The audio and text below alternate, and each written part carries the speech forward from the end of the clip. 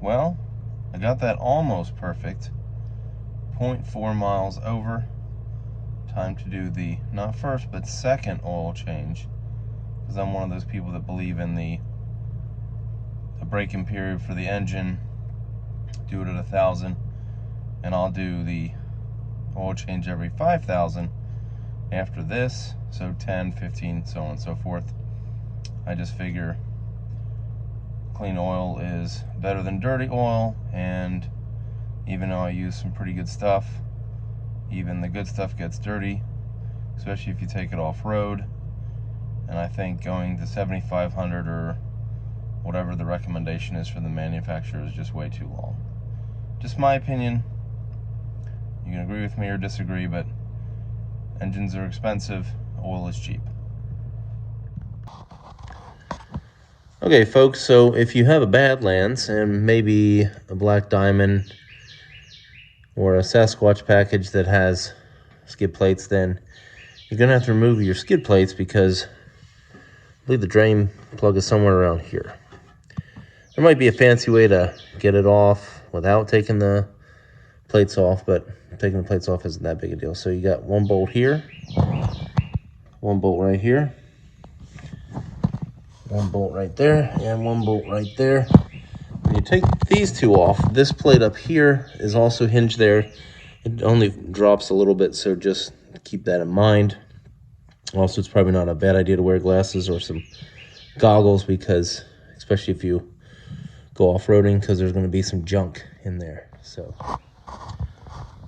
the skid plate is off, and look at that, it wasn't full of junk. There was some junk up there that was on the cross member, but it's not too bad.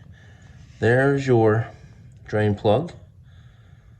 And yeah, I don't think you could get to that except for going through the, taking off the skid plate. But everything else looks pretty clean. Gives you a shot at your Dana 210 axle, front axle right there, if you have a Badlands or a Sasquatch. Okay, so we have it coming out, and I was a little bit messy. I got some on the cross member as it comes out. Try not to get it all over my hands, so try to unscrew it in a way where I know it's all the way out, and then I just pull it out, and I think it just hit the nut and then sprayed all over the place. But we'll wait for that to get drained out of there.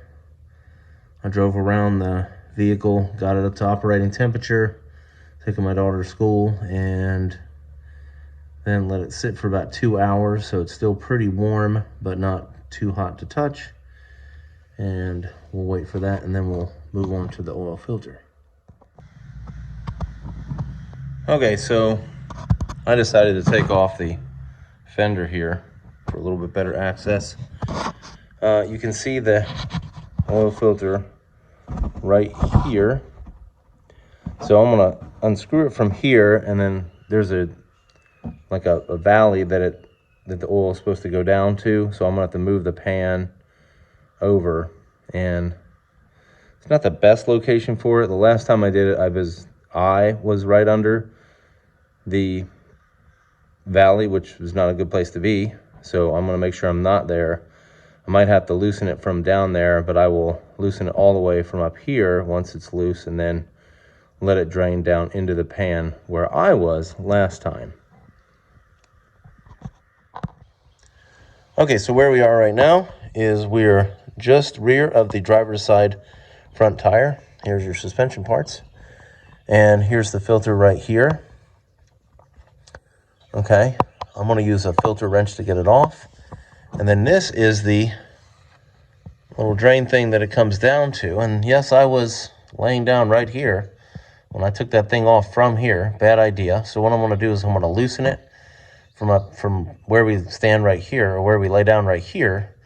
And then I'm going to put a pan under this thing, okay, which is the location I'm in right now. And then I will loosen it the rest of the way through the fender, and then let the oil drop down here so it's not all over me. Seems like a great idea, doesn't it? I think so. Okay, folks, so it is largely loose, but not loose to where it would leak. We have the oil pan, or catch pan, right there. And see, I'm going to slide that a little bit more forward. And now the real trick is to get this off and figure out how I can get it out of there once it's off. Okay, so it is rotating. I guess I can pull it out here if my hands get small enough. So that's what we'll do. I don't know if I can video this. You'll just have to see the aftermath. Okay, as you guys can see, it's off, and also you can see there's that little lip thing on it that makes it drain down that little valley. And I believe it has drained down the valley. However, there's a spot there, so a little more oil leaks out of the engine when you take off the filter. I don't know if it releases some sort of vacuum or something, so obviously this will be a 2-pan job from now on out. And I didn't think I noticed that last time, because I know another gentleman had mentioned that, but apparently that is the deal. So that is your shot of where it is. So I'm just going to wipe that a little bit clean and then put the new filter on. So we got the drain plug in, the new oil filter in.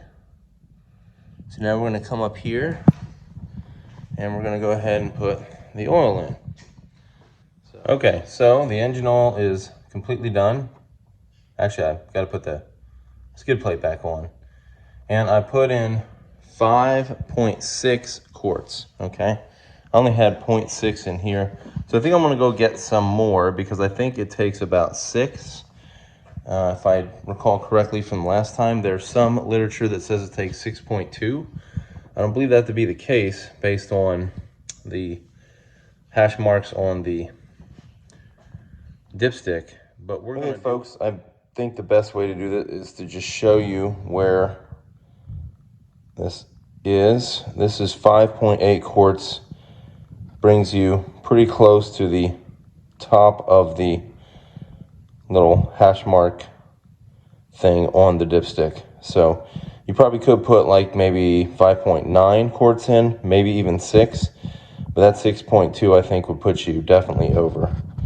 I don't know if it can focus really there, but anyway.